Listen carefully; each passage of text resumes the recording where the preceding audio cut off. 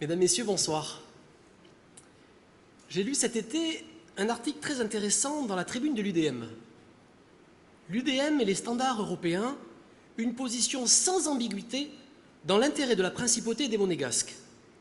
Un bien bel article de propagande dans lequel la majorité nous murmure « Ne vous inquiétez pas, Monégasques, l'UDM s'occupe de tout, laissez-nous faire ». Mais ce qui est dit sur le Conseil de l'Europe et sur Monaco est très imprécis, mensonger même sur certains aspects. Et puis surtout, leurs actes sont à l'opposé de ce discours rassurant. Je m'explique. Je voudrais déjà préciser ce soir que tous les candidats de Horizon Monaco soutiennent les valeurs portées par le Conseil de l'Europe. Nos élus siègent à Strasbourg et j'ai aussi eu la chance de représenter la mairie au Congrès des pouvoirs régionaux et locaux jusqu'en 2006. Mais partager les valeurs du Conseil ne veut pas dire pour autant perdre notre identité.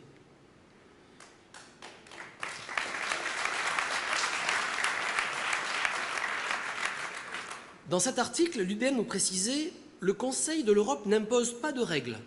Nous débattons simplement d'accords et de protocoles auxquels l'État monégasque a librement consenti d'adhérer. » Alors je vous rassure, je ne vais pas faire d'exposé technique ce soir. Nous aurons l'occasion d'y revenir plus précisément ultérieurement. Mais vous devez déjà savoir, chers amis, que de nombreux accords posent encore problème 8 ans après l'adhésion. Je vais m'attarder quelques instants sur l'un d'eux, le protocole numéro 12 de la Convention européenne des droits de l'homme. Ce protocole interdit toute discrimination, que ce soit par la religion, la couleur de peau ou la nationalité. Interdire la discrimination par la nationalité à Monaco, c'est ne pas considérer que la nationalité monégasque puisse être un avantage en résidant en principauté. Si la principauté signait ce protocole en l'état, le logement domanial devrait être ouvert à toutes les nationalités. La nationalité monégasque ne pourrait plus être un critère de sélection pour bénéficier d'une aide sociale ou d'une priorité à l'emploi. Il en serait de même pour les professions que l'on appelle réglementées, comme les avocats, les architectes par exemple. Vous imaginez bien les conséquences sur notre société et sur notre modèle social.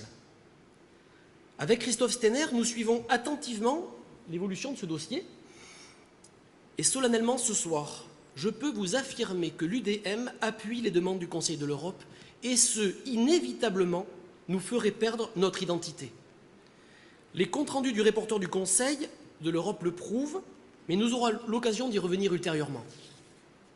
Alors bien sûr, on nous reproche d'agiter le chiffon rouge pour effrayer toujours la population, mais en fait, c'est vous respecter que de partager avec vous les enjeux de Monaco de demain.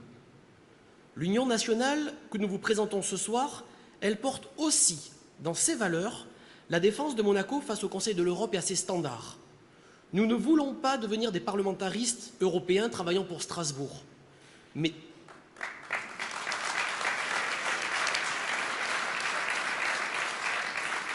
défendre nos particularités au service des Monégasques et du pays tout entier. Comment ? C'est simple. En nous asseyant à la table des négociations, à côté du gouvernement princier et en travaillant sur les traités.